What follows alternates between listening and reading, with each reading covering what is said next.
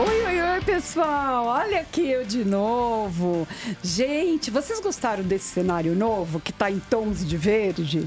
Eu gostei muito. Lembrar que o verde lembra a cor da medicina.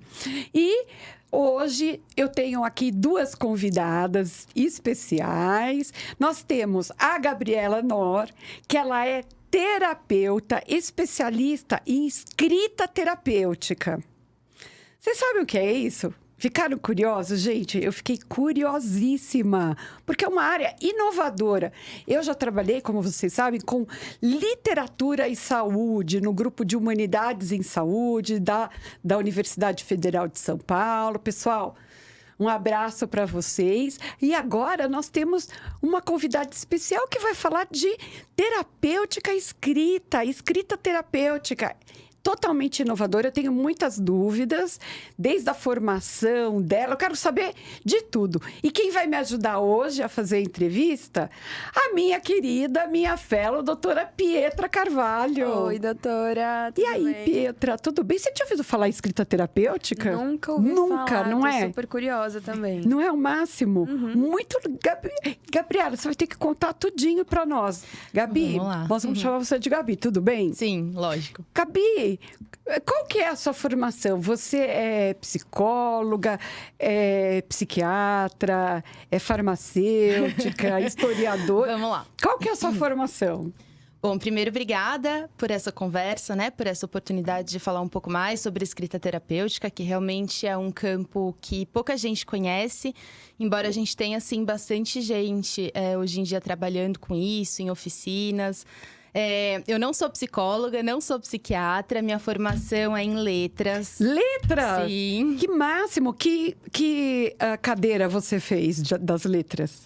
Quando eu estava na graduação, eu fiz habilitação em português e em francês. E aí eu segui para o mestrado em literatura brasileira, que era uma área que eu já pesquisava na graduação.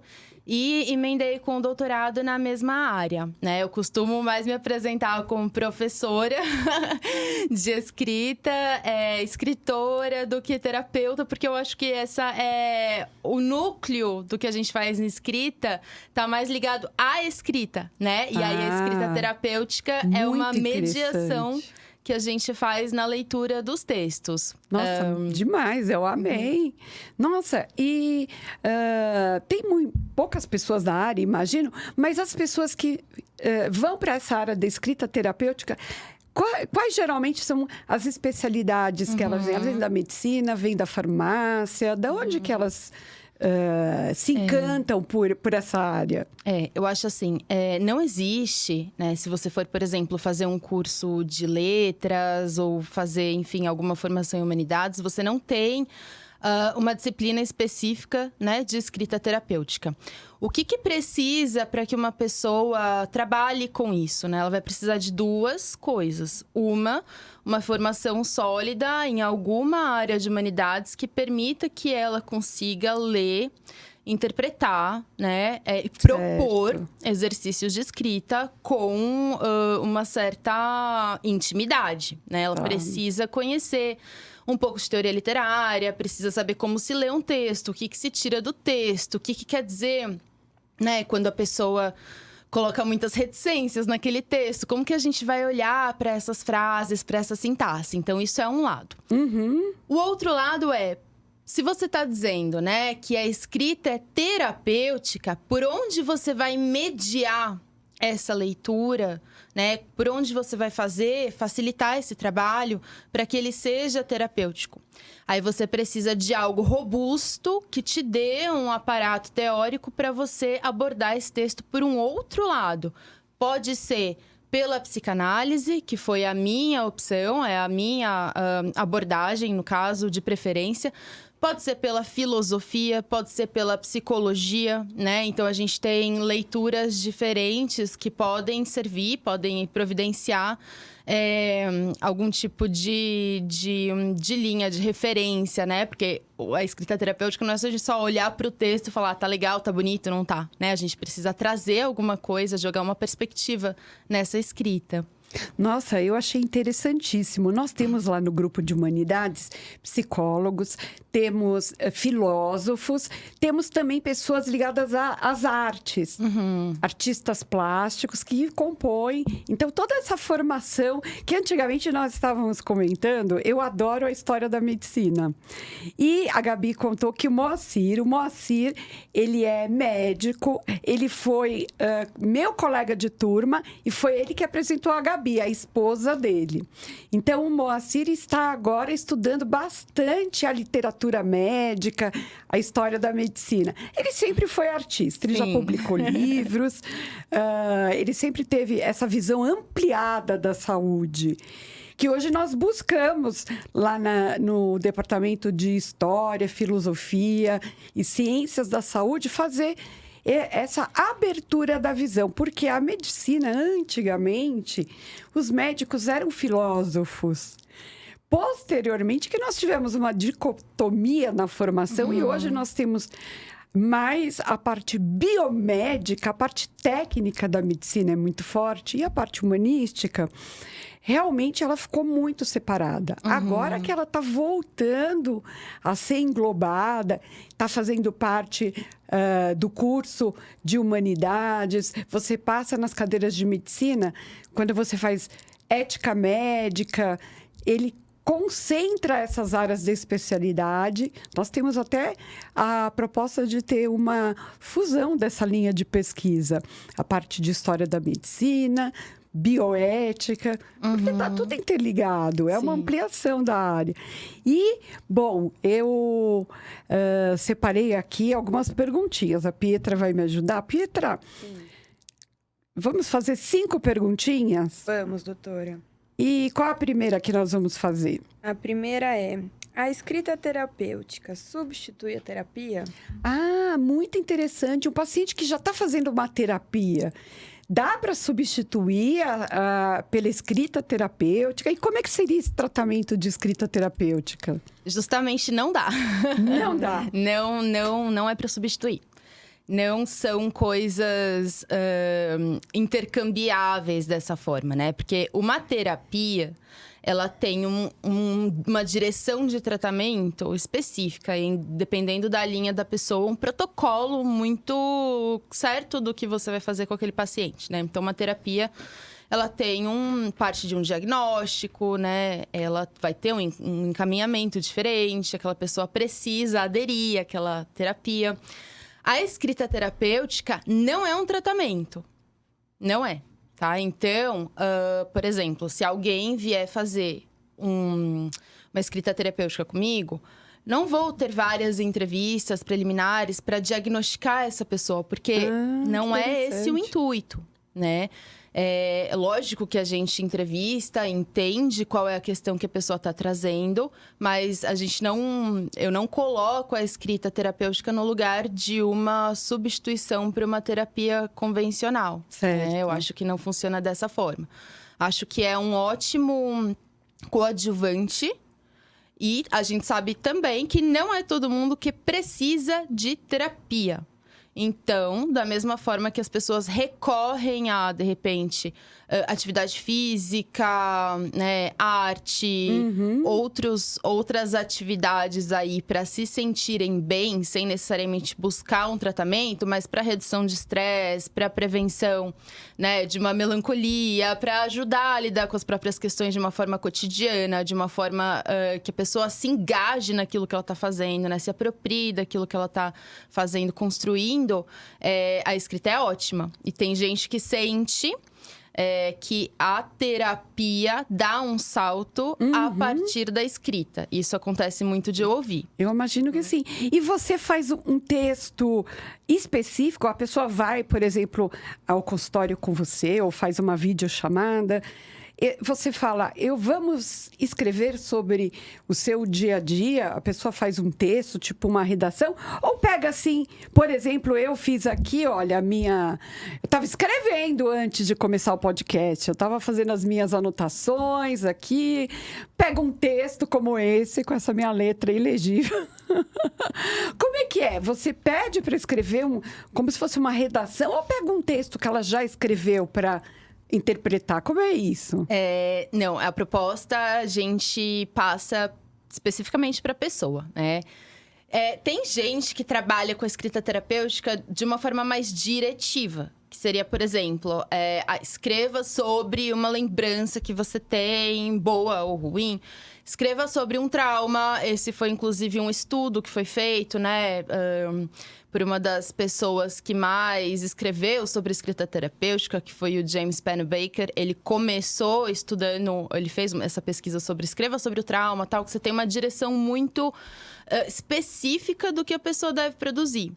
É um modo de trabalho, não é o modo como eu mais trabalho. Tá? Eu trabalho mais com estímulo criativo. Então, são estímulos semelhantes ou parecidos, né? Bem parecidos com o que a gente faz em escrita criativa. Ou seja, a gente tem um contexto, a gente pode trabalhar a partir de uma imagem, a gente pode trabalhar a partir de um sonho, a partir de uma provocação que venha de um outro texto, por exemplo, de um poema, de um trecho de filme, de um tema mais aberto.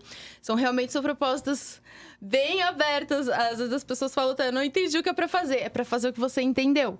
Porque isso já faz parte do processo, olha que legal. Né? Sabe que eu tenho muita curiosidade, Petra?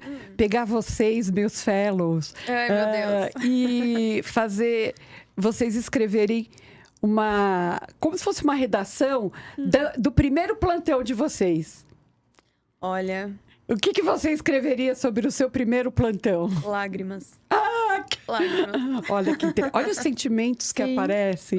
Além de lágrimas. Desespero, lágrimas e vontade de acabar. Foram esses os maiores sentimentos, assim, durante o primeiro plantão. Olha só, dá para trabalhar muito com esses temas, hein? Super. E esse tipo de registro é uma forma de escrita terapêutica, sim, né? Escrever sobre a experiência no plantão, os médicos que enfrentaram aí, né, a pandemia, Covid, tiveram sim. muito próximos. Petra estava na linha de frente do Covid, você chegou a Durante atender. o meu internato todo, a gente atendeu Covid, né? Porque eu comecei o internato, em março estourou a pandemia. Então, os meus 2 anos de internato foram os 2 anos de pandemia. Então, é muito intenso, né? E é o tipo de experiência que, enquanto você tá ali no dia a dia, você precisa, por sobrevivência, né? Até por resguardo de saúde mental, entrar num esquema um pouco menos vulnerável, né? Então, na verdade, você vai processar isso que tá te acontecendo um pouco depois. E a escrita ajuda com isso. Né? Então, seria num período posterior a todo esse enfrentamento, escrever um pouco sobre essa experiência, de modo a que, né, que você possa elaborar melhor o que aconteceu. Porque é coisa demais, né? Assim, é muita coisa. A gente não dá conta. Eu passei por uma experiência, acho que mais marcante que a pandemia, que foi a descoberta de um diagnóstico de câncer, né? De mama. Bem no sexto Bem ano. no finalzinho da faculdade, no 6º ano. E eu tive que fazer um trabalho aí para escrever para uma das professoras de psiquiatria. E eu escrevi sobre o meu dia de diagnóstico. Olha, Ela não interessante. especificou nem nada, ela só me deu um link que tinha vários temas aí de psicologia. E um deles era relacionado a não vou lembrar o termo correto agora, mas enfim, a como coisas que acontecem na sua vida destrincham em atitudes do futuro suas, né? Então, assim, eu assisti os vídeos e o que me remeteu àquilo foi o meu dia do diagnóstico. Como o dia do diagnóstico foi um negócio marcante pra mim. E eu escrevi sobre esse dia. E eu me senti tão bem depois de escrever. Foi um negócio que me soltou, assim. Foi, assim... Fala-se que o fenômeno da transcriação, quando você pega todos os seus sentimentos e consegue colocar no papel, a transcriação é importante para a terapêutica. Sim, sim. Você praticou escrita terapêutica? Não. Né? Sem saber. Sem saber, então, sem saber. Que muita gente faz, Foi na engraçado. verdade. Foi engraçado, porque eu não tinha a menor pretensão de escrever sobre esse dia. Aí eu assisti o vídeo que ela me passou e ela falou, escolhe qualquer um dos temas desse link e escreva sobre o que você quiser sobre a sua vida. Foi isso, a orientação dela. E me veio isso, e me veio o dia do diagnóstico. E depois que eu escrevi, eu me senti muito mais, sei lá, leve. Talvez aliviada, né? Foi Um desabafo. Eu descarreguei, assim, tudo que eu senti, que eu tava sentindo. E foi um alívio, assim, de certa forma. Esse é um dos efeitos, né, da escrita. Essa sensação catártica, essa sensação de alívio, assim, saiu de mim, né? E tem o saiu de mim, que é só, assim, conseguir colocar isso em outro lugar.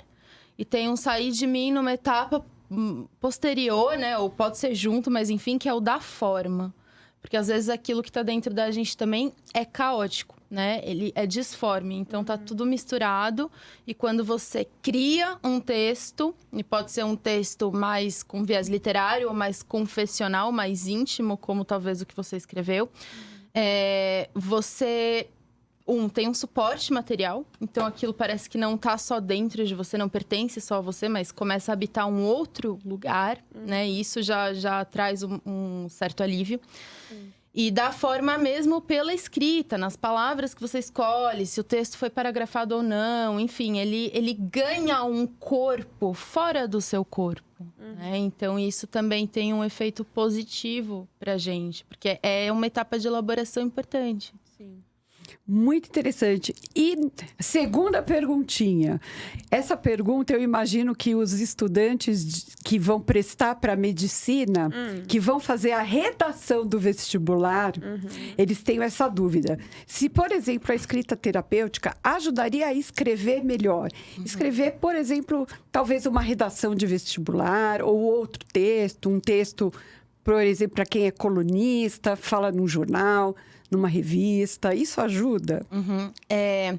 A escrita terapêutica, ela não é uma aula de redação, né? Em que você vai trabalhar um formato, um estilo específico, um texto argumentativo, alguma coisa desse tipo. Tá. Mas, como efeito colateral, você, por estar praticando a escrita, acaba escrevendo um pouco melhor.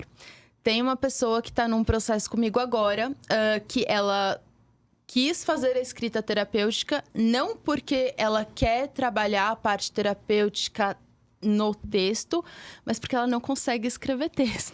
Olha, que interessante. Então, ela falou, eu tô me preparando para uma prova importante, mas eu tenho um bloqueio, eu não consigo produzir texto.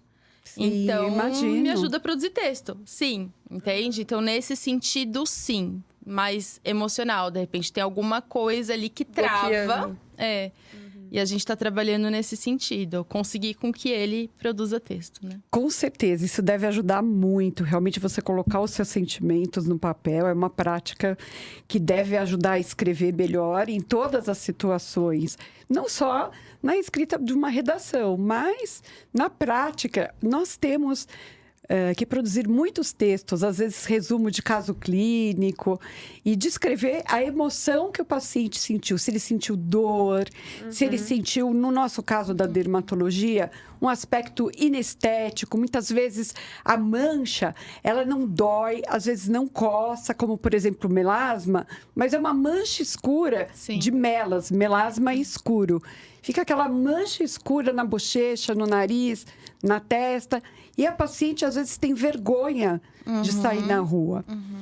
E é interessante, às vezes, nós temos que descrever no papel como o paciente se sentiu, para entender a profundidade de como isso está afetando a paciente. Não, ela não tem dor, não coça, não sangra, mas aquela máscara escura que fica parecendo... na gestante, chamada máscara da gravidez, e nas pessoas não gestantes, uma máscara escura mesmo no rosto, tem um aspecto vexatório e as pacientes se sentem incomodadas, elas se sentem feias. E nós temos que trabalhar com os sentimentos, isso vai ser muito interessante. Pietra, diga. Temos mais uma pergunta? Temos sim, doutora. A próxima é possível praticar sozinho? Sim, tem um limite, né? E tem casos em que a pessoa consegue, casos em que ela não se sente tão confortável. Mas sim, muitas modalidades de escrita você pratica sozinho. Escrita de diário, né? Anotação de sonho. Eu até falei ontem, né, doutora? Exatamente. Falei, é tipo um diário. Sim. Você imagina quem faz um diário? Quando eu era jovem, não tinha blog, internet, Instagram. A gente fazia diários, né? Depois que os diários começaram a ficar públicos, tipo blog. Sim. Mas você escrever, gente, você sentar para escrever um texto. Hoje em dia, os textos são mais curtos. Mas quando nós escrevíamos blogs nos sites e também o próprio Facebook, os textos eram maiores do que, por exemplo, no Instagram. Você colocava ali uma mistura de sentimentos. Eu acho que é por isso que talvez que as pessoas briguem tanto, às vezes, na internet. Não é? Porque você escreve ali, desabafa, põe as suas emoções. Você pode até se sentir aliviado. Né? É uma forma de alívio, eu acho que... O que você acha das redes sociais, da escrita das redes sociais? Eu acho que você trouxe um monte de coisa muito interessante. Porque, assim, tem uma velocidade hoje que ela faz com que sejam cada vez mais raros, né? Cada vez mais escassos os momentos que a gente tem de uma reflexão realmente aprofundada. Então, o diário não precisa ser abandonado, né? Tá. Então, não é tudo que precisa ser público, né? A Verdade. gente parece que tem que colocar tudo Verdade. para o outro ver. Se o outro não viu, não aconteceu. Se o outro não viu, não Verdade. vale, né? Sim. Mas calma, a gente tem que tem respeito também, né? Por aquilo que é uma experiência privada para nós, que pode ou não ser compartilhado, às vezes até num outro momento, mas que o momento da escrita permite uma interlocução muito rara, que é a interlocução consigo mesmo, né? Que você faz no próprio momento que você está escrevendo e no momento em que você relê, se você quiser reler. Porque, né, a gente escreve, mas a gente pode retornar o texto, pensar a respeito daquilo que você colocou ali no papel, né? Na rede social, as pessoas, elas, colocam tudo sem critério, né? E 2, elas se sentem invadidas. Então, às vezes, essas brigas, né? Essas discussões, é porque realmente o ambiente em que você tá ali rolando o seu feed, a sua página, você acaba lendo, vendo, entrando em contato com coisas que não necessariamente você tá querendo, né? Sim, verdade. O que é diferente, né? Acontece na vida, acontece no espaço público, você tá andando, você também vai entrar em contato com coisas que você não deseja. Mas eu acho que as pessoas se sentem convidadas, porque o espaço é uma rede social, então existe esse convite de escreva aqui, né, o que você acha, e se engajam, às vezes, né, em discussões, em coisas assim que, na verdade, se você tomar um pouco de distância, talvez não tenha tanta pertinência assim, né? Eu acho que tem uma inflamação, assim. Sim. Você acha que... Eu imagino que a rede social é uma coisa nova. Eu sou uma senhora de 50 anos, certo? Mas eu não surgi na internet do nada. Eu tive site, depois tive blog, Facebook, agora estou no Instagram. E agora estou tendo aqui o meu... apresentando o canal Medcast, tem os meus cortes no Érica Monteiro MD. Então, eu tenho uma história na internet. E o que eu vejo, o que eu imagino, é que as pessoas estão entrando muito de cabeça. Elas não foram educadas ainda para as redes sociais. Tá todo mundo despejando várias coisas, mas que num segundo momento, eu acredito que elas têm que imaginar que precisa haver um filtro para você ter um certo respeito. Sim. Porque é um espaço público. Sim. Nós temos algumas regras, então nós não vamos sair nus no espaço público. Porque a lei não permite, nosso convívio social não permite. Se você quiser sair nu, você vai ter que não morar aqui na capital de São Paulo, no nosso caso. Você vai ter que ir para um lugar, uma praia de nudismo. Eu acho tudo bem, eu acho até lindo as pessoas ficarem nuas, natural. A gente vê muita gente nua todo dia no hospital. Consultório, né? Nós estamos acostumados. Eu acho o corpo humano lindíssimo. Mas nós convencionamos que as pessoas não vão andar peladas. Apesar da gente ter tido índio aqui no Brasil, certo? Nós resolvemos aderir aos hábitos europeus. Nós temos roupa. Você quer ficar pelado? ok, você vai ter que ir para um lugar que não seja São Paulo. Agora, você também, imagino que nas redes sociais as pessoas estão muito livres e elas estão, às vezes, xingando umas outras, brigando. Tem gente que até briga, assim, da família, pela internet. Sim. Muita gente brigou na época do Facebook. Eu briguei, não falo mais com você, exclui, bloqueia. Eu acho que funciona como uma escrita terapêutica, né? Você vai despejar o que você tá sentindo ali. E as pessoas acho que fazem muito isso, né? Elas despejam o que elas têm nelas, espelhando outra pessoa. Mas é o que elas estão sentindo, é o que elas enxergam nelas, sabe? Eu tenho essa visão. Sim. E acho que tem isso, né? Os acordos não são claros. Sim. Como você está colocando. Nós temos acordos para viver, né, no coletivo. E na rede social parece que isso fica muito opaco até onde se pode. Então, muito comum, por exemplo, vou olhar você lá na rede social e falar... Érica, que esmalte horroroso, né? Poxa, eu gostei ele tanto. Esse é um pele. Tá lindo, maravilhoso, Eu né? Tinha nem visto. Mas é só no meio da rua, por exemplo, você tá andando, dificilmente uma pessoa vai te parar, né? E te fazer um Nossa, como você tá comentário. feia. Como você tá feia. Ou como você tá gorda. Nossa, que ridículo isso que você Nossa, falou, né? Então, assim, parece que as pessoas sentem muito à vontade, porque, de fato, a interação acontece mediada pela tela, né? Você não tá, de fato, com a pessoa ali. Mas os afetos são reais. Sim. Então, as pessoas sentem, né? E é uma falta de respeito, né? Você invadir o espaço do outro desse jeito. Sim. Mas esses acordos não ficam claros. E o que as pessoas trazem, como você falou, né? Despejam no outro, sim. As pessoas, talvez isso seja um sintoma do quão pouco espaço a gente tem para debate de fato, né? Sim. Porque são coisas que estão engasgadas ali. E as pessoas acabam colocando de qualquer jeito, xingando, né? Verdade. Por isso que eu falo pra você que tá ouvindo essa conversa, tá gostando? Se você tá gostando, continua. Se você não tá gostando, faz o seguinte, dá um like, se inscreva no canal, mesmo que você não esteja gostando, recomenda para as outras pessoas e mandem comentários fofos. Comentários fofos para Pietra, para Gabi e o meu filho Pedro, ele tá assistindo o canal. Então, comentários fofos para ele. Daqui a pouco ele vai aparecer nas outras entrevistas. Então, mandem perguntas para o Pedro, que ele adora responder os comentários de vocês, tá bom? Vamos seguir para a próxima pergunta, Pietra? Me ajuda aqui. A próxima é: que efeitos esperar a partir da prática da escrita terapêutica? Acho que a gente já falou um pouquinho disso, né? Mas efeitos nesse sentido mais imediato pode ser de alívio, né?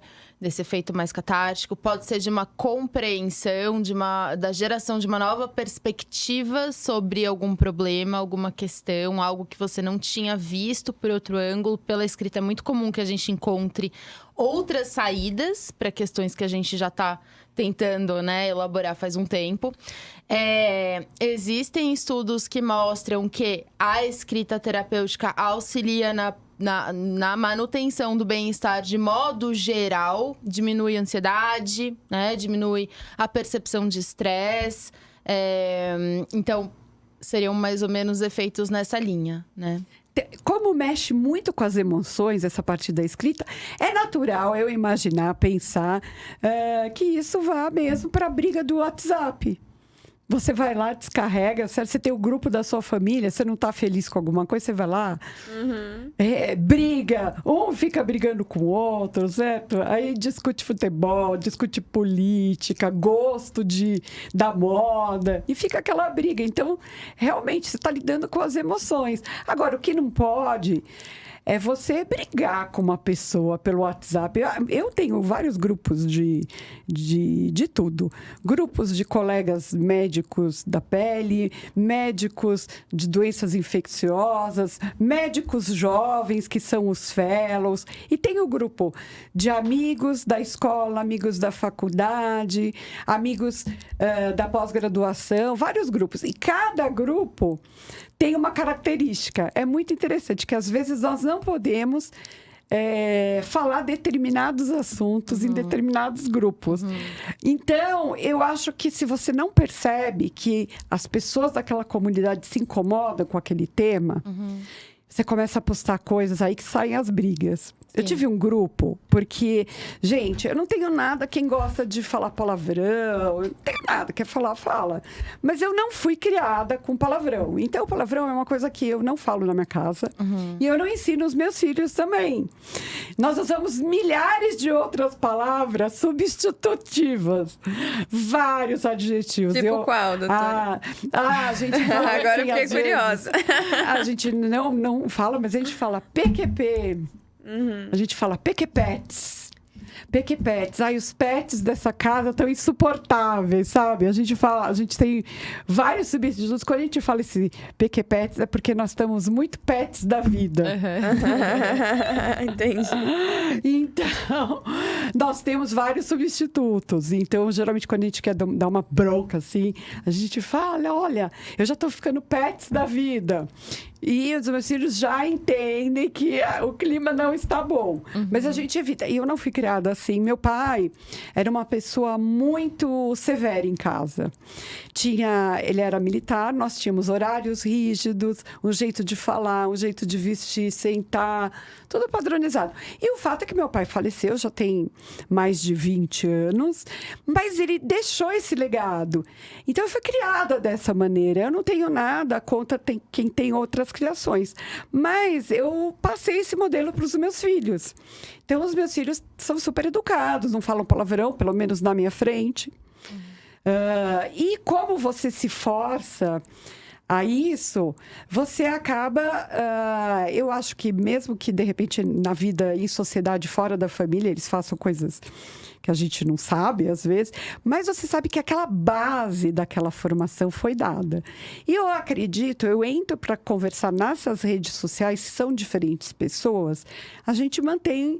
Às vezes a gente xinga... porque as condições de trabalho na medicina pioraram, porque as especializações, tem muitas escolas aparecendo, a gente fica comentando isso, mas dentro de uma linguagem bem formal até, né? Porque nós tivemos uns grupos que começaram a colocar imagens horríveis, de gente pelada, gente assim, mas não artístico. E aí, as pessoas do grupo se sentiram ofendidas. Falaram, olha, você está me ofendendo, por que você põe as pessoas palavras? Começaram a fazer palavrão e tal. E houve um bloqueio. As pessoas foram bloqueadas, excluídas. É o bom da internet é que você consegue facilmente bloquear uma pessoa, né? Isso exatamente. E realmente, eu acho que é uma falta de etiqueta, que é uma ferramenta muito nova e as pessoas não aprenderam ainda a se comportar na rede pública. Mas eu acho que é um processo de construção. Você vai vendo, poxa, eu falo palavrão, estou xingando, tem um monte de gente me cancelando, me bloqueando. De repente cai uma ficha. Cai a ficha muito da minha época, né? Porque hoje em dia, acho que os jovens nem sabem o que é ficha. Cai a ficha do orelhão para a pessoa entender. Eu acho que... Pietra, você é da época da ficha? Eu sou da época da ficha. Olha, eu cheguei a usar orelhão. Você chegou ao orelhão? Caiu a ficha é uma expressão que para você faz sentido? Faz sentido. Tá. E para você, Gabi, faz sentido essa expressão? Totalmente. Pra mim, o cartão ainda é novo. Lembra do cartão de orelhão? Aquilo foi uma revolução. Foi uma revolução. Verdade, tinha que botar crédito. Sim. Verdade. E vem cá, gente, aproveitando aqui, eu gosto dessas conversas, porque a gente vai para vários lugares. Aproveitando, falando de orelhão, o que acontece se o celular acabar, se você tiver só com o orelhão na sua frente? Como é que você faz? Como é que a gente faz? Vocês sabem? Isso é curiosidade. Como é que faz pra ligar pras pessoas? Como é que faz? Eu não sei mais ligar. Ainda existe orelhão na rua? Eu não tenho visto. Não sei. Não existe mais. Acho que só no interior mais, né? É difícil de encontrar. É igual o telefone fixo. O telefone fixo é um negócio que ninguém tem mais em casa, né? Eu acho. Talvez não dê mais pra usar orelhão. Isso é uma dúvida que me surgiu agora. Não sei, é uma boa pergunta. Ixi. Olha, gente, se alguém souber como é que usa um orelhão, por favor, escreva aqui nos comentários que eu estou curiosa curiosíssima. Agora me surgiu isso, fiquei preocupada. Mas eu também só sei de cor o telefone da minha mãe. É isso que eu ia falar. Se funcionar, pra quem você liga? Só pra minha gente mãe quase eu ligo. não sabe, né? O número de ninguém mais de cor. Isso deve ter a ver com alguma coisa da escrita, porque nós não estamos escrevendo. A pessoa te passa o WhatsApp, você copia e cola o número dela, você não anota mais, você não disca. Você põe lá mãe, pai, filho e liga para a pessoa, doutor Alberto. Você clica e liga. Como é que é esse processo de escrita terapêutica numa sociedade que não escreve? Pois é. Hoje a gente escreve cada vez menos, né? Assim, de modo geral. Porque até mesmo esse tipo de registro que muita gente fazia, que é você ter uma caderneta de telefone, né? Então você tem uma intimidade com o manual da escrita, né? Ou você tá ali escrevendo à mão, pegar a caneta, o papel, tem todo um ritual que se faz. Passar bilhete na sala de aula. Ixi, eu ia mandada embora direto. Eu adoro. Nossa, você trouxe uma recordação maravilhosa da época da adolescência. Saudades. A gente escrevia uns bilhetinhos e ia passando de um pro... Escrevia assim, para a Rita. Entrega pra Rita. E ia passando. Sim. Até chegar na Rita. Sim. Aí você mandava os recados. Hoje é o WhatsApp. Ô, Pietra, você pegou a época do papelzinho, bilhetinho nas escolas? Peguei, doutora. Pegou? O WhatsApp surgiu quando eu tava no colégio, eu acho que no colegial. E aí acabou o bilhetinho, foi só o WhatsApp.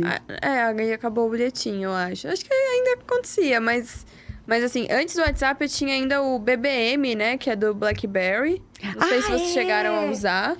Cheguei a usar BlackBerry, cheguei. Aí ficou um tempinho, foi febre, e aí depois surgiu o WhatsApp, todo mundo largou o BBM e hoje o WhatsApp é essa coisa, né? Que todo mundo tem. Você imagina se a gente não tivesse o WhatsApp nos tempos modernos? Era SMS, difícil. doutora. SMS. Mas você sabe que, por exemplo, nos Estados Unidos, eles não usam muito o WhatsApp. Eles usam mais SMS. Eles têm pacote de SMS, né? De mensagem normal. Verdade, muito eles doido. não usam. E lá eles usam bip ainda. Ah, é? Bip também? Eles têm um bip. Vocês já ouviram falar no bip? Sim. O bip, a pessoa queria falar com você, você tinha um bip que ficava na sua cintura. Ele podia tocar ou vibrar. E você precisava de um médico, você mandava um recado. Mas para mandar esse recado, você não falava direto para a pessoa. Você ligava numa central, né? Ligava para a central, falava com a telefonista, olha, o recado é para o número X tal, 011 X tal. E ligar para a pessoa e fala, por exemplo, doutor Alberto, estou com dor de barriga, o que eu faço? E mandava o bip. Ou mandava, doutor Alberto, se fosse o caso do ginecologista, a bolsa estourou, estou correndo para o hospital X, me encontre lá. E você tinha isso, tocava o bip, mas para você falar com a pessoa, você tinha que passar pela telefonista. Então ficava aquele recado que não ia direto, você tinha um filtro, né? Sim. Eu acho que se você quisesse xingar a pessoa, você ligava na central, A telefonista xingava, doutora? Não, eu acho que você desabafava com a telefonista. Eu vou mandar um recado para essa pessoa. Aí a telefonista já é uma barreira. Você tem que falar com ela, você maneira a sua linguagem, afinal ela não está na briga, ela só é intermediária. E na hora dela escrever o recado, ela pergunta, é isso mesmo que você deseja transmitir? Doutor Alberto, estou com dor de barriga e a bolsa estourou. É isso mesmo que você quer? Posso dar o ok? Ok, a mensagem vai. Então passou por um filtro. É verdade. Né? Eu acho que até hoje o pessoal do telemarketing é um filtro. Porque você vê o que elas falam, o que elas recebem de mensagem, as meninas que trabalham no call center. Tadinhas. Vocês viram que tem um programa que eu assisto que ele chama Achismos da internet. E é com um humorista que tem um canal no YouTube que chama Maurício Meirelles. Ele foi do CQC. E esse programa Achismos é super legal, porque ele fala as coisas que ele acha. Então, eu também tenho os convidados que eu venho aqui e pergunto várias coisas sobre o tema, coisas que eu acho que eu quero entender melhor, porque não dá para a gente ser especialista em tudo. Imagina, escrita terapêutica é uma coisa novíssima. Estou super encantada com o tema. Mas isso me fez me lembrar, que a gente estava falando do telefone, lembrou da telefonista, do pessoal do telemarketing. Ele convidou uma pessoa que trabalhou no telemarketing para contar o que acontecia. Se tocava o telefone várias vezes, se eles tinham uma cota de pessoas que tinham que atender. De repente, aquela pessoa que falava demais, que estava sendo desrespeitosa, eles podiam cancelar, desligar a ligação, sabe? Aí ele falou que a pessoa ligava de novo, caía no outro colega do call center. E que se a pessoa fosse muito chata, entre aspas, de repente ela caía em 1, 2, 3, 4 e falava, ó, esse número aqui é problema. Porque já passou em várias pessoas. Que passou em várias pessoas. E também tinha aqueles casos que a pessoa estava chegando o horário de ir embora, pegava o caso e falava, só um minutinho, já passava para outro. Mas não é, sabe que não é livre isso, que fica um supervisor ouvindo tudo que é falado. Então, você está conversando com o pessoal do telemarketing, do call center, tem um supervisor que fica entrando na linha, sem você saber, e fica ouvindo toda a conversa. Nossa, não sabia. Ela que fez letras deve saber. Estilo quando a gente fazia cultura inglesa antigamente, que nós íamos para aquele laboratório de línguas e que nós ficávamos treinando falar e se ouvir no microfone. Ficava cada um ali no seu computador, numas baias, e treinando, escreve, fala, pronuncia várias vezes a palavra. E a professora ficava na frente e ela ia entrando nas conversas e te corrigindo. Você não estava percebendo que você estava sendo ouvido e você continuava falando. Ela falava, olha, Érica, você pronunciou errado a palavra think. Você tem que colocar a língua mais porque é uma palavra que a gente não tem em português, né? Então, ela ensinava várias vezes. E assim, car... Não fale car, é car. Fico imaginando como devem ser as aulas de chinês, né? É mãe. É sogra. Então, deve ser difícil. Mas, verdade. Então, eles têm essa supervisão. Tem a supervisora que vai observar, né? Como é que se está falando. Então, tem um filtro. Então, não é totalmente livre. Então, você tem que manter uma conversa respeitosa. E as ligações são gravadas também, eu acho. Hoje em dia são gravadas. Sabia que tinha gente que agredia a inteligência artificial que atende o telefone? Ai, mas é irritante, Não duvido. Né? Nossa Senhora. E eles mas elas são irritantes. Várias propagandas dizendo, olha, não ofenda a Bia. A Bia, eu não sei de que empresa que era. Ela atende um banco. E fizeram várias propagandas na TV. Olha, não ofenda a Bia. A Bia é a nossa inteligência artificial. Ela está aqui para ajudar. E olha, as ligações são gravadas. Vocês chegaram a pegar essas gravações? Não pegaram? Sim. Então, começaram a ofender a inteligência artificial. E a gente meio que personifica as inteligências artificiais, sabe? O objetivo da inteligência artificial é se parecer com o humano. Isso tem vários, né? Tem até filmes que mostram uma pessoa que se apaixonou pela inteligência artificial. E realmente são vozes muito, às vezes, cativantes. E o objetivo dessas inteligências artificiais, além de resolver os problemas do banco, da empresa, da telefônica, você passa por várias etapas antes de chegar numa pessoa, eles querem resolver os grandes problemas sem ter uma pessoa direto ali para cuidar. Então, tem todo o protocolo que você segue. Eles falam, fale de número que você está falando. Nossa, mas eu nunca consigo resolver nada, nesses números. Você não consegue? Nunca. Você sabe que Eu fico esperando até o último número. Fale com o atendente. Obrigada. Eu fico lá esperando. Fale com o atendente. Obrigada. É isso que eu quero. Quando eu tenho uns problemas muito sérios, eu faço isso também. Eu fico pulando também. Mas você sabe que agora eu aprendi, eu acho que eu estou me dando bem com a inteligência artificial da minha telefônica, da minha companhia telefônica. E agora eu estou resolvendo bastante coisa com ela, porque eu esqueço, às vezes, código de barras que vem para o meu correio eletrônico e às vezes eu apago. E para o e-mail, às vezes eu apago. E eu vou lá... Não, isso é fácil, isso sim. Ela ajuda. Enviar a conta, a segunda via, é tranquilo de pegar. Mas qualquer outro problema acima disso, não consigo resolver. Mas é porque, por mais... Assim, acho que tem inteligências artificiais e inteligências artificiais, né? Também não tô longe de ser especialista nisso, não sei. Mas a questão é que o ser humano, ele interpreta, ele contextualiza, né? Sim. Então, quando você tem um caminho direto do tipo enviar uma segunda via de boleto, ok.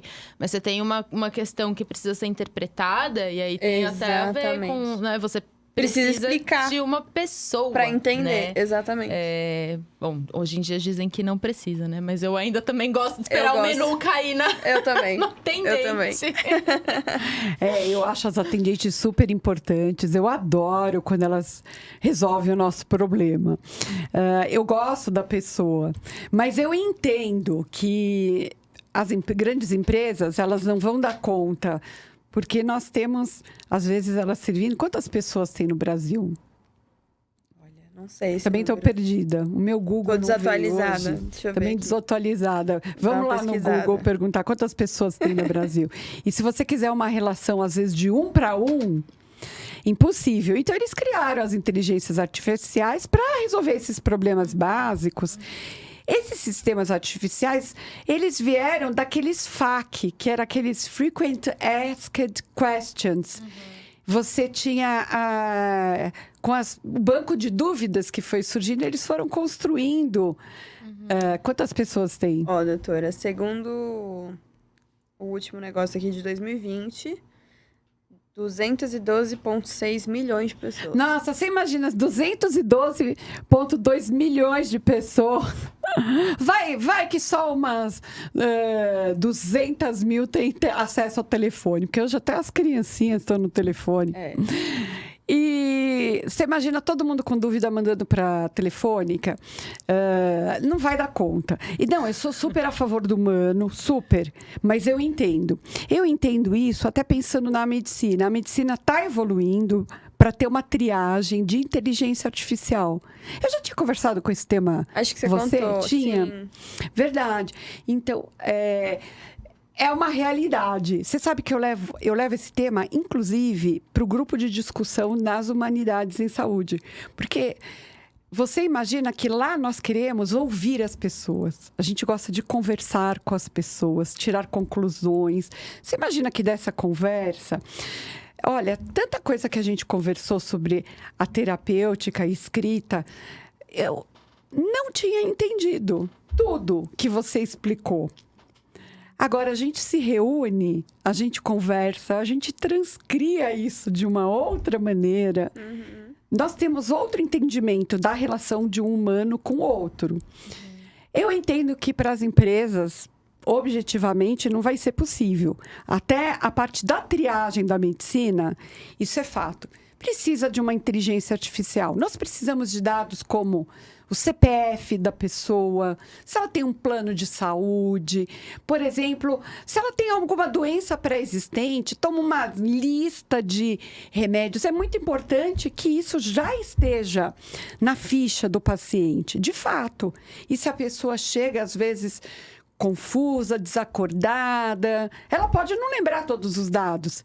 E se você tiver ali os medicamentos que ela toma, as doenças pré-existentes, já botar no banco de dados, excluir certos medicamentos, as interações que podem ter, você vai prevenir um monte de evento adverso. Então, na prática, vai ser muito importante, e eu entendo isso. Eu entendo que a inteligência artificial veio para ficar. Vai ser uma aliada da telemedicina. Mas, gente, eu sou das antigas. Eu gosto de tocar no paciente, palpar, pegar, olhar de perto, perguntar. Eu ainda sou uma tecnologia que eu entendo que vai ser importante a inteligência artificial, mas eu gosto muito da interação do ser humano. E estou aproveitando a Gabi aqui, diante desse contexto que eu falei para vocês. Como é que você vê, no seu ponto de vista, tudo ficando digitalizado, a inteligência artificial, as pessoas primeiro falando com a máquina, antes de falar direto com o humano? Como é que você vê isso? Eu acho que, pensando um pouco no que você trouxe, tem uma parte desses robôs, né, que atendem, fazem suporte, atendimento ao cliente, essas coisas, que eu acho que vem porque as pessoas não vão atrás das informações por conta própria, né, e não leem. Tem até aquele meme, certeza, né, nossa. do bolo. Não sei se vocês já viram do bolo. Estou vendendo bolo por R$2 na porta X de tal e tal horário. E aí as pessoas perguntam, que horas? Quanto é o bolo? Onde você vai estar, né? Porque, quer dizer, tem, Sim. como você falou, né, das perguntas frequentes, né? Que se você colocar lá as perguntas frequentes, as pessoas simplesmente não vão ler. Ou elas vão ler e elas não conseguem se apropriar daquilo. Será que a gente não está pulando o menu? Então, a gente está pulando o menu? Não lendo as perguntas? Não, porque não tem como você pular. Você tem que ouvir todas as opções até o final. Mas eu digo, justamente, eu acho que como essa é uma prática comum, né? De as pessoas, às vezes, lerem e não interpretarem, lerem e não guardarem, ou não irem procurar, ter um certo imediatismo, que esses robozinhos apareceram, né? Em parte, assim, porque aí você coloca uma interação, mas não precisa necessariamente ser uma pessoa, porque é uma informação que já está disponível, acessível. Agora, é uma opinião pessoal, né? Eu não me adapto muito bem com essas coisas, né? Eu gosto de pessoas. Então, acho que é sempre um facilitador, né? Precisa ser um facilitador. Então, a internet é maravilhosa, né? Videochamada é uma coisa maravilhosa. Você poder usar o Zoom, você poder fazer, né? Enfim, reuniões, coisas com pessoas que estão em outros lugares. O banco digital, né? É a melhor coisa do mundo. Mão na Nossa. roda. Você não tem que pegar fila de muito banco. bom. Nunca mais um cheque na vida. Pix. Tudo Nossa, o Pix resolveu a muito vida. bom.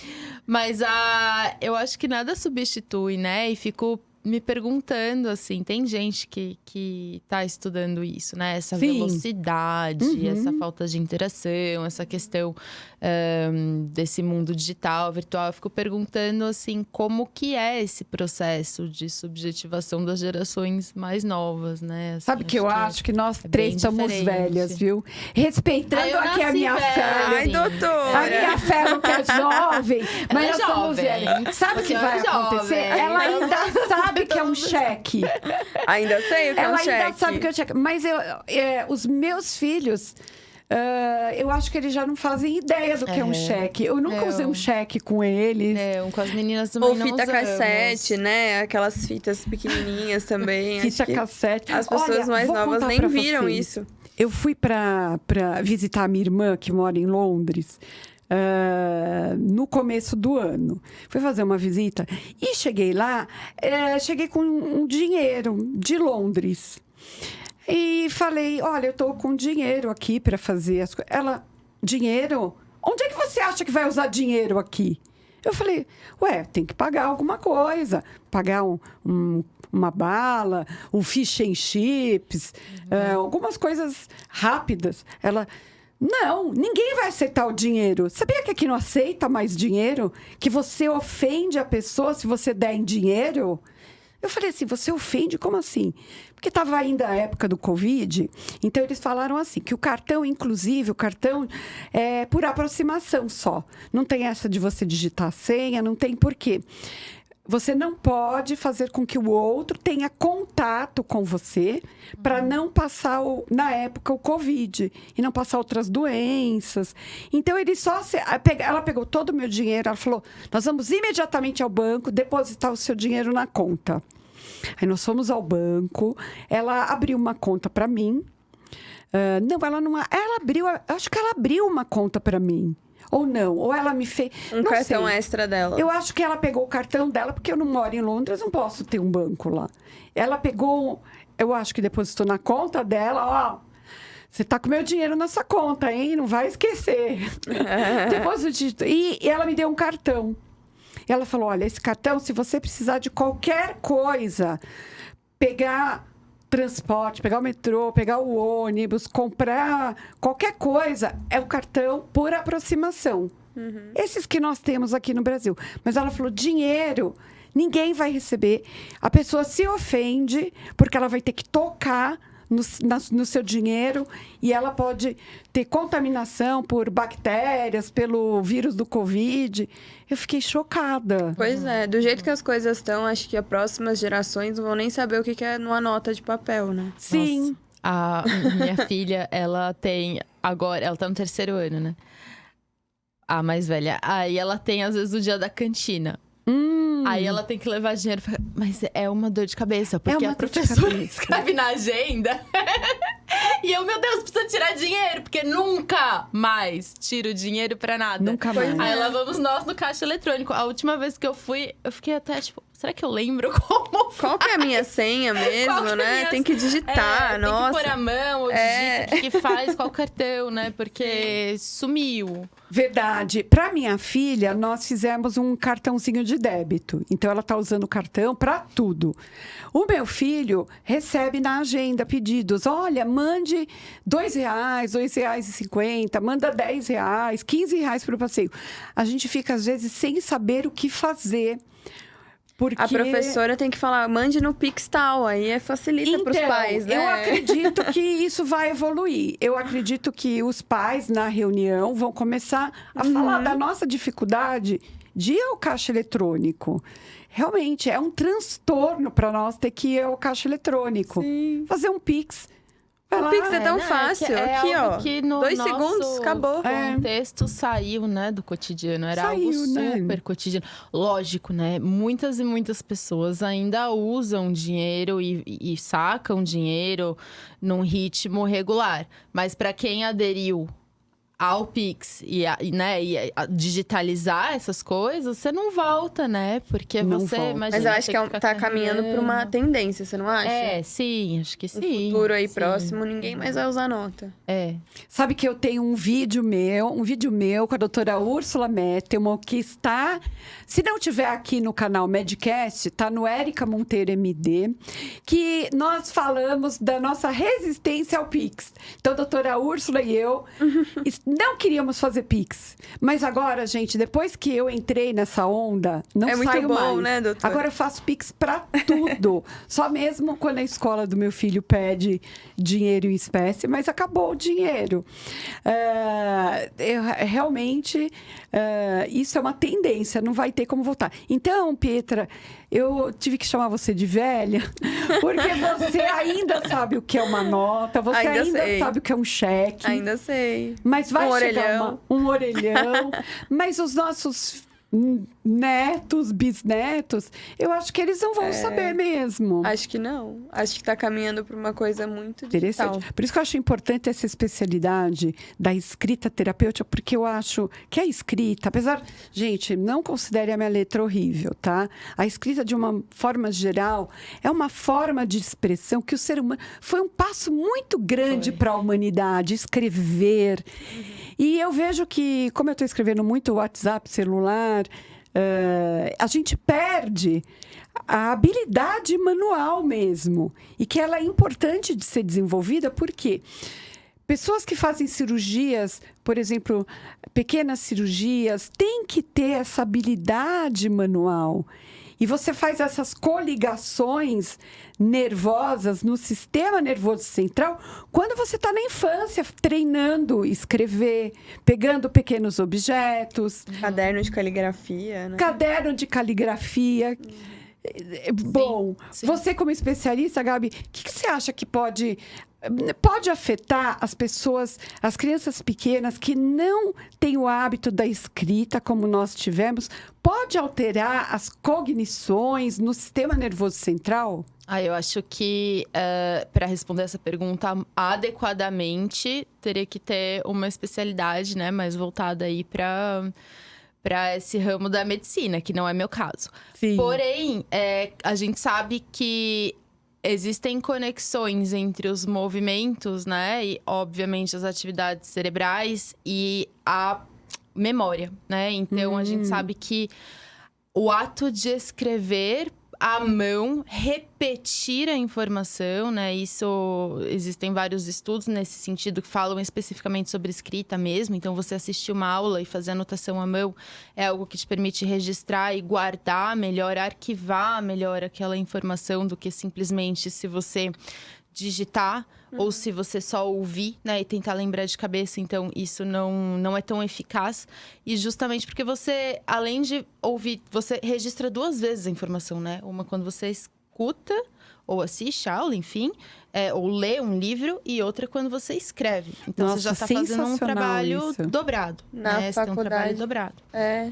E existe um engajamento do corpo também, né? Que te faz memorizar mais aquilo que você está escrevendo. Porque você tem que pegar a caneta, escolher o caderno, abrir a página, e você se movimenta, você tem uma postura, né? Se você é destro, se você é canhoto, você vai escrever de um lado, você vai escrever do outro. Tudo isso cria um contexto também que auxilia você a reter aquela informação. E a parte manual, a gente também... Dá licença, eu não vou ler. Só vou Não, fica à vontade. A minha letra é a gente vê ilegível. aqui assim, né? Então, você tem um bloco de anotações, mas aqui o meu nome, você escreveu em letra de forma, né? Maiúsculo. Aqui você riscou alguma coisa. Você foi dando mais ou menos intervalos regulares aqui entre... Ela tá me analisando, eu tô achando isso ótimo. Pode aqui falar é mais. uma coisa, né, simples, artesanal. Sim. Só olhando para a materialidade desse texto, ele tem uma coerência interna que é dele. Tem um motivo pelo qual você se passou dessa forma, né? Você tá se organizando. E isso a gente faz. Claro que a gente faz também pela tela, mas isso aqui a gente pega, a gente vira, a gente dobra, a gente pega outra caneta, risca, edita aqui, puxa uma flecha, né? Existe um engajamento maior com o material, com o suporte, com o corpo. Pra mim, né, que sou velha... Pra mim Talvez também. pra quem já usa as telas que tem a caneta, que coisa, eu não vejo tanta diferença, né? Mas no meu caso, eu ainda vejo bastante diferença. Essa angústia de que vai acabar a folha, né? Então, em vez de eu continuar aqui, já que eu tô acabando, eu vou deixar tudo na mesma página. Ela sabe Essas tudo. coisas, elas importam. Assim como também importa a repetição da escrita. Não só pra letra ficar bonita ou pra coordenação Opa. motora, mas pra uma criança, né, no contexto que você falou, aprendendo, mas porque os trabalhos manuais repetidos, eles são terapêuticos. O tricô, o crochê, a pintura, a cerâmica, a argila, a escrita. Então, existe um efeito terapêutico que ele é paralelo, né, ao efeito do conteúdo que você está trazendo, da emoção que você está trabalhando, mas pelo simples ato de você pegar a caneta e escrever. Por isso que tem gente que gosta de rabiscar, né, ou que gosta de fazer aquelas letras bonitas e aí trabalha todo o desenho da letra, pinta a letra, canetinha, tal coisa. Então, existe uma repetição, algo nesse movimento que é terapêutico em si. E aí, existem estudos que estão na linha da neurociência que vão explicar exatamente por que isso acontece. São efeitos parecidos aí com efeitos de antidepressivos, por conta da ação que tem nos hormônios, né, nos circuitos cerebrais, enfim. A gente tem aí estudos nessa linha. Muito interessante. Pietra, você tinha um caderno legal quando você estava na faculdade? Então, doutora, eu meio que mesclava. Na aula, eu anotava, porque eu sou muito lerda escrevendo à mão. Então, para eu conseguir absorver o máximo de informação, eu levava o computador e digitava. Mas aí depois eu transcrevia a aula, ou seja, eu escutava a aula de novo, porque eu gravava para conseguir colocar tudo no papel. Então eu tinha um resumo que não era um resumo transcrito mesmo. Depois eu pegava essa transcrição e fazia um resumo à mão. E era nesse momento que eu realmente absorvia a matéria. Quando eu passava a minha transcrição para um resumo à mão. Então eu pegava toda a informação da aula e pegava o que era mais importante ali de cada momento da aula e passava para a mão. E aí eu tinha caneta colorida e tudo mais também. Eu gosto de... Porque eu sou também muito visual na minha memória. Então, assim, eu lembro... Eu tô na prova, eu vou lembrar. Eu lembro que eu escrevi com a caneta rosa. Tava no canto direito da folha escrito de rosa. Ai, meu Deus, o que que era? Eu tenho essa memória visual, sabe? Então, isso me ajudava muito a decorar a matéria. Realmente, pra mim, funcionava muito. Eu também sou muito visual. Eu preciso escrever, fazer aqui as minhas flechinhas, as minhas anotações. Eu amei as observações que a Gabi fez. Gabi, olha, como eu prometi 5 perguntas, vamos fazer a 5ª pergunta? Tem mais Vamos uma? lá. Deixa eu ver. Aqui. Existe alguma contraindicação para essa prática? Existe. Não é algo que geralmente você consiga saber antes da pessoa praticar. Mas também, se ela praticar, não é que vai acontecer uma coisa horrível com ela, tá? Mas o que ocorre é assim, se a pessoa estiver muito deprimida, né? Ou com um pensamento muito ruminativo, muito em torno de si mesmo, né? É possível que ela, na escrita, fique muito nesse eu, se voltando muito para si, numa espécie de identificação com essa negatividade que ela já está experimentando, né? Principalmente se ela estiver escrevendo sozinha. Porque se ela estiver trabalhando com alguém para facilitar esse processo, ela vai ter a chance de entrar em contato com exercícios que vão tirar ela um pouco desse lugar. Colocar ela num lugar de criação, uma entrada mais lúdica, uma proposta mais ficcional, alguma coisa que ela consiga se trabalhar sem perceber que isso está acontecendo, né? Ou, claro que ela sabe que isso está acontecendo, mas digo, sem ficar nessa falação de si. Porque falar de si, falar de um trauma, falar de um segredo, falar de algo, de uma angústia, né? De alguma coisa difícil, para algumas pessoas pode ter um efeito catártico, um efeito de alívio, um efeito bacana. Para outras pessoas, pode intensificar a angústia e a tristeza. Ah, que interessante. Ainda que não necessariamente isso se mantenha ao longo do tempo, tá? Tem gente que, assim, escreve sobre um trauma, você tá revisitando aquela cena. Então, é claro que isso vai te provocar alguma coisa, vai te afetar. Às vezes é um incômodo passageiro, é um incômodo pontual. De ter se recordado, de ter revivido. E depois, nos dias seguintes, nas semanas seguintes, o bem-estar toma conta. Você acaba sentindo que aquilo te aliviou de alguma forma, que foi bom ter colocado no papel. Mas existem pessoas que vão se espelhar demais na escrita, e se esse processo interno ele estiver muito difícil, pode ser que a escrita fique muito nessa relação de identificação. Então parece que eu tô vendo só aquilo que me angustia, e não tô achando saída. Então é preciso se experimentar. A gente diz que a escrita terapêutica ela proporciona uma visita controlada aos traumas ou às emoções. Controlada por quê? Porque você pode parar de escrever a qualquer momento. Então, não é como se você estivesse, né, num processo que ele vai te deflagrar alguma coisa que você não vai conseguir sair dele. Você pode sair. Por isso que é tão autônomo, né? Mesmo quando você está trabalhando com alguém para facilitar o processo, você tem uma certa autonomia nesse processo. Você senta, você escreve. Não tá legal, não tô legal para escrever hoje, não vou escrever agora, né?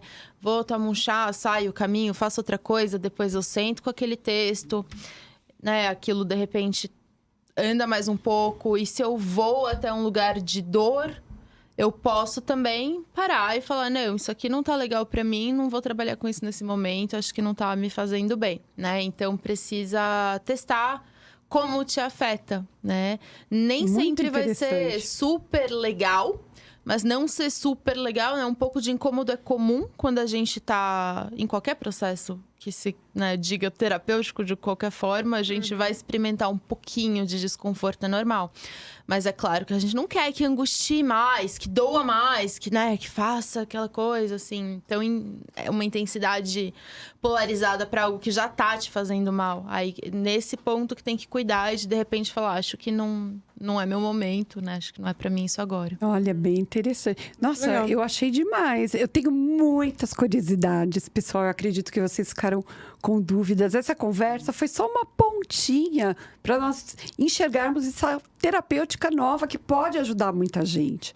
Então, não deixa de compartilhar esse vídeo com as pessoas que você acha que gostariam de entender mais sobre isso. Ou, às vezes, pacientes que gostariam de experimentar essa terapêutica. Eu acho interessante você deixar as suas mídias sociais. Eu estou seguindo ela no Instagram. Ela coloca textos muito interessantes, muito reflexivos. Fala sobre coisas do dia a dia. Fala também sobre as mídias sociais. Ela escreve textos muito interessantes para reflexão. Fala aí para nós o seu Instagram. O Instagram é @GabrielaRuggiero, com 2 Gs, Nor, tudo junto. @GabrielaRuggiero Nor. Ótimo. O Instagram da Pietra, você já tem? Doutora Pietra Carvalho. Acertei? Exatamente, acertou, doutora. Doutora Pietra Carvalho. Vocês têm YouTube? Deve ter, tipo, 2... Eu nem sei qual que é... No Instagram tem as coisas que eu tô. Aí lá tem um Telegram, tem algumas coisas no YouTube, tem algumas coisas em outros lugares, aí... Não, e o YouTube realmente, ele é difícil. Você tem que produzir um conteúdo grande, depois você editar, cortar o vídeo. Ele não é tão intuitivo e rápido, tipo o Instagram. Então, pessoal, vocês vão ter que me seguir aqui, deixar as dúvidas, os comentários. Se vocês quiserem saber mais coisas, manda tudo para mim, porque eu reentrevisto a Gabi, pergunto mais coisas. Eu achei super interessante. Eu quero que você venha várias vezes trocar uma ideia. Sim. Hoje a gente fez um bate-papo mais formal. Por quê? Para entender realmente mais sobre essa terapêutica tão nova. Quem que as pessoas podem procurar como especialista para tratar? Por exemplo, se eu preciso e não estou em São Paulo, não estou no Brasil, se bem que hoje pela internet, não sei, a pessoa pode mandar o texto, fotografar, mas eu achei interessante isso do papel, o jeito que a gente escreve, quantas coisas que você detectou, né? Analisando aqui a minha escrita. Como é que é isso no pessoal? Quem que se procura? Como se conectar com você, se a pessoa quiser uma consulta, uma terapia. A partir de você pode indicar outros profissionais. Como é que isso é feito? É no papel? É na internet? Faz no papel e manda pelo correio para analisar. Acho que nem existe mais isso. Faz de mandar manual pelo ainda, correio, né? Geralmente online, né? Claro que existe a possibilidade de presencial também, mas normalmente online. Não é sempre que eu falo para a pessoa escrever à mão, tá? Eu acho que assim, eu entendo que escrever à mão pode ser muito bom, mas eu também entendo que para algumas pessoas é muito difícil. Então fica um pouco naquela linha da atividade física, sabe? Assim, a melhor é a que você consegue fazer. Então, se você não consegue escrever à mão, se isso vai ser muito horrível, então escreve, digita, põe no celular, tanto faz, né? Assim. Faça muito o seu interessante. texto. Ela está muito conectada com essas gerações. Ela está muito atualizada. E eu trabalho tanto com sessões individuais quanto com oficinas. E as oficinas são em grupo e elas têm temas, né? Então, por exemplo, agora dia 23 de setembro, a gente vai começar a oficina de escrita dos sonhos. Então, são textos que nós produzimos a partir de registro dos sonhos que a gente sonha mesmo. Então, você sonha, anota, e aquilo ali vai virar um texto que vai ter um objetivo específico de trabalho dentro dessa proposta, dessa oficina. Legal. Então, tem coisas em grupo e tem coisas individuais, né? Nós estamos precisando, Pietra. Me deu vontade até de fazer um diário. É. E fiquei Olha que bom. inspirada. Faça! É. É muito bom. Vou fazer. Eu tenho Comprar eu um faço caderno desde novo. pequena. É verdade. Eu falo pra minha filha, filha, anota os sonhos, pra depois você conversar com a sua terapeuta. Mas filho não obedece a gente. Mas eu E, inclusive, eu tava fazendo isso de eu acordar e anotar os meus sonhos. Eu tenho sonhado muito. Eu trouxe aqui no canal o meu nefrologista, Dr. Roberto Galvão, que também tem um canal no YouTube, que chama Nefrologista. Tô fazendo propaganda dele. E ele tem um canal no Instagram que chama Nefrologista. Ele é sensacional. E ele registra todos os medicamentos. E ele é da nossa turma de medicina. Formou comigo, com o Moacir. É um excelente nefrologista. E a gente fala aqui de anotar os sonhos, porque tem um dos remédios que ele me prescreveu, que chama Atenolol. E o atenolol é muito interessante. Ele controla os batimentos cardíacos, no meu caso, mas ele falou que um dos efeitos colaterais é a pessoa ficar sonhando muito. Jura? Juro, eu sabia. tomo um beta-bloqueador à noite para dormir. E eu percebi que eu tô tomando, inclusive comentei no vídeo com ele, que eu tenho uns sonhos meio Van Gogh. É muito. Ele fala, como é que são os seus sonhos? Nefrologista analisando os meus sonhos. Mas é o efeito colateral do remédio. Sim. Sonhar mais. Então, eu não sei se seja sonhar mais, talvez seja lembrar mais dos Sim. sonhos. Né? Não sei, porque na verdade, bom, a gente não precisa estudar essa área, mas o fato é que eu tenho uns sonhos meio Van Gogh. E ele falou: registra isso para conversar com seu terapeuta, né? Porque eu cuido só da parte do rim. Do rim. Mas é interessante esse efeito adverso. Eu não conhecia. E ele falou, tá te incomodando esse evento adverso? Eu falei, não, eu tô gostando, tô curtindo. Ele, tá, então continua. Interessante. Gostei. Então, eu dei recado para todo mundo. Sigam aqui o canal para falar com a doutora Pietra até ela abrir o canal dela. Quando ela abrir o canal dela, a gente manda seguir no canal dela. A Gabi também. Quando ela abrir o canal dela, a gente manda, já que ela tá sem esse costume. O YouTube também, eu não cuido do meu canal do YouTube. Tem uma pessoa que corta para mim. Não tem edição. A conversa é colocada inteira. Só os cortes, né, doutora? Os cortes. Os cortes são os melhores momentos. Aliás, eu preciso da autorização de vocês para postar isso no canal Medcast e também no Érica Monteiro MD, que é o canal de cortes. Sim. E nos shorts também. Vocês Pode vão postar. acompanhar os shorts, que são os micromomentos. A gente pega algum detalhe da conversa que seja interessante. É uma maneira, os shorts são uma maneira nova de chamar as pessoas para o canal. Porque realmente a conversa ela é grande, a gente fala de muitas coisas. Às vezes você pega aquele momento, ela clica naqueles shorts, vem uma ideia, vem um estalo, e a pessoa fala, nossa, vou ouvir o podcast inteiro para aprender mais sobre isso. Sim, com certeza. Vamos deixar o nosso beijo, pessoal de casa? Vamos sim. Então, pessoal, um beijo grande e acabamos. Tchau, tchau. Obrigada, viu? Obrigada, doutora. Obrigada.